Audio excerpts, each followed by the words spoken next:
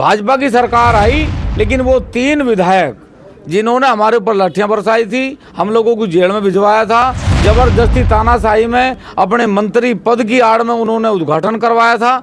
वो चाहे कमरपाल गुज्जर हो चाहे लीलाराम गुज्जर हो, वो दोनों चुनाव हारे।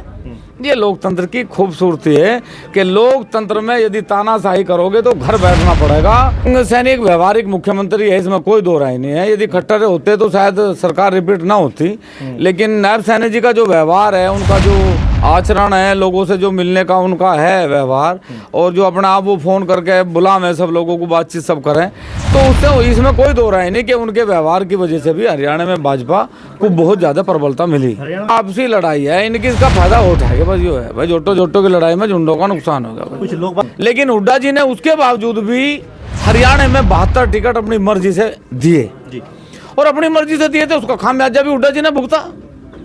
हरियाणा विधानसभा चुनाव में एक बार फिर से एग्जिट पोल उलटते हुए नजर आए। जिस प्रकार तमाम बड़ी बड़ी मीडिया एजेंसी और सर्वे एजेंसियों ने दावा किया था कि हरियाणा विधानसभा चुनाव में इस बार कांग्रेस बहुमत से प्रचंड जीत हासिल करेगी, मगर सभी एग्जिट पोल उलटते हुए नजर आए। और बात करने के लिए मेरे साथ मौजूद हैं विशेष तौर से जो बेबाक अपनी बात के लिए जाने जाते हैं, किसान मजदूर संगठन के राष्ट्रीय अध्यक्ष ठाकुर पूरण सिंह जी। पहले सर आपका स्वागत है हमारे चैनल पर। धन्यवाद, बहुत बहुत। सर कैसे देखते हैं, तमाम सर्वे एजेंसियों ने परिणाम घोषित पहले ही कर दिया कि कांग्रेस की बहुमत से सरकार बन रही है, मगर नतीजे तो चौंकाने वाले ही आए। देखो, पहले तो ना ये परिपाटी बदलनी चाहिए। ये जो एग्जिट पोल है ना, ये होना ही नहीं चाहिए, क्योंकि एग्जिट पोल मान लिया एक लोकसभा या एक विधानसभा में मान लिया 3 लाख वोट हैं, 10,000 लोगों की राय या 5,000 लोगों की राय से कैसे आप बताओगे कि भाई ये होगा।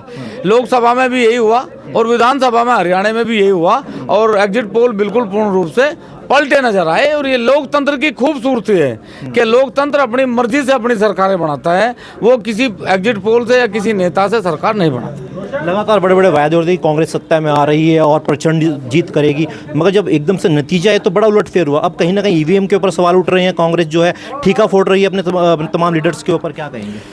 देखो, है क्या ना, ये कभी कभी क्या है, अहंकार जो है ना, अहंकार आदमी का पतन का कारण बना है। वहाँ लड़ाई शुरू से थी शैलजा जी में और हुड्डा जी में। पहली बात तो दोनों की लड़ाई गई, ये राहुल गांधी जी के प्रियंका जी के पास गई, खड़गे जी के पास गई, और ये लड़ाई इतनी बढ़ी कि आपने एक बयान भी आया था शैलजा कुमारी जी का, उन्होंने कहा कि भाई सब लोग मेहनत करो, पता नहीं किसका नंबर आवे। लेकिन हुड्डा जी ने उसके बावजूद भी हरियाणा में 72 टिकट अपनी मर्जी से दिए, और अपनी मर्जी से दिए थे, उसका खामियाजा भी हुड्डा जी ने भुगता। भाई आप जब आपस में भी समझौता नहीं कर सकते, जब आपस में भी आपका विचार एक नहीं है, तो फिर जनता आपको वोट क्यों दे? तो आपका मानना है कि कांग्रेस के नेताओं की अहम की वजह से हार हुई है या फिर मोदी की मैजिक की वजह से हार हुई है? देखो, मोदी का मैजिक तो भारत में रहा नहीं, ये तो आपसी लड़ाई है, इनकी इसका फायदा उठाएगा बस यो है भाई। जोटो की लड़ाई में झुंडों का नुकसान होगा। कुछ लोग ये भी मानते हैं कि नायब सिंह सैनी का भी मैजिक काफी चला है, कैसे मानते हैं? नायब सिंह सैनी एक व्यवहारिक मुख्यमंत्री है, इसमें कोई दो राय नहीं है। यदि खट्टर होते तो शायद सरकार रिपीट ना होती, लेकिन नायब सैनी जी का जो व्यवहार है, उनका जो आचरण है, लोगों से जो मिलने का उनका है व्यवहार, और जो अपने आप वो फ़ोन करके बुलावें सब लोगों को, बातचीत सब करें, तो उससे इसमें कोई दो राय नहीं कि उनके व्यवहार की वजह से भी हरियाणा में भाजपा को बहुत ज़्यादा प्रबलता मिली। हरियाणा विधानसभा की तमाम आपने वीडियोस ऐसी देखी होंगी, किसानों ने तमाम काले झंडे दिखाए, ट्रैक्टर से कुचलने की भी कोशिश की, तमाम मुख्यमंत्री का घेराव किया, तमाम ऐसे लीडर का घेराव किया, मगर आखिरकार नतीजे कुछ हो रही है। क्या वजह रही है ऐसी? देखो, कुछ चीज़ें ऐसी हैं जो दिख रहा वो है नहीं, जो है वो दिख नहीं रहा। कुछ चीज़ ऐसी है, देखो, लोकतंत्र में आंदोलन करने का अधिकार है, मुझे भी है, आपको भी है, लोकतंत्र की खूबसूरती भी यही है। लेकिन फिर आंदोलन के नाम पे कितनी प्रकार की चीज़ों को दिखाना या उन्हें समझाना या ताकत का प्रदर्शन करना, ये कहीं ना कहीं किसान इसे स्वीकार नहीं करता। पिछले इतने वर्षों से, इतने दिनों से किसान बॉर्डर पे है। मैं ये नहीं कह रहा कि वो गलत है या वो सही है, मेरा इस बात से मतलब नहीं, लेकिन मेरे कहने का मतलब है कि वोट एक अलग चीज़ है और आंदोलन एक अलग चीज़ है। वोट और आंदोलन एक नहीं हो सकते, इसलिए जो आंदोलन कर रहे वो हो सकता है उनकी बात जायज हो, लेकिन जो लोकतंत्र में जो सरकार बनी वो उनका अपना मत था कि भाई हम हुड्डा जी को पसंद नहीं कर सकते, हम कांग्रेस को पसंद नहीं करते, इसलिए हम बीजेपी को लेकर आए। आप भी सर तमाम इंटरव्यू में कहते हैं कि सरकार किसान विरोधी सरकार है, और तमाम ऐसे संगठन हैं जो लगातार कहते हैं कि सरकार किसान विरोधी सरकार है, फिर आखिरकार नतीजे इतने अच्छे निकले, क्या वजह रही? देखो, हरियाणा में आप समझ सकें कि हरियाणा के बारे में यदि ये बात कही जा कि हरियाणा किसान प्रदेश है, तो इसमें कोई दो राय नहीं है। और जब किसानों का भी इतना अच्छा मत है तो मैं उस पर कोई विरोधाभास नहीं करना चाहता, क्योंकि हरियाणा एक अच्छा प्रदेश है, बहुत अच्छा प्रदेश है, वहाँ का भाईचारा बहुत बढ़िया है। लेकिन यदि वहाँ के सब लोगों ने मिलके भाजपा को लाए तो उस पर मैं कोई तर्क वितर्क कर ही नहीं सकता, क्योंकि जो उन्होंने दिया वो बहुत अच्छा दिया, बहुत बढ़िया दिया। सबको बधाई है, सबको शुभकामनाएं हैं, क्योंकि मैं किसी सरकार की बड़ाई नहीं कर सकता, लेकिन मैं लोकतंत्र का सिपाही हूँ। लोकतंत्र में जो सरकार लोकतंत्र के लोगों ने बनाई, उन सब लोकतंत्र के लोगों का धन्यवाद और बधाई।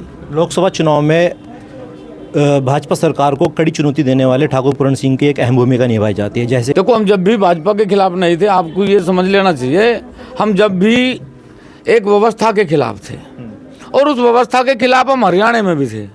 इसलिए हरियाणा में जिन लोगों ने गेथड़ में लाठी चलाई, जिन लोगों ने जगाधरी में लाठी चलवाई, जिन लोगों ने पंचकुला में लाठी चलवाई, वो सब लोग घर बैठ गए।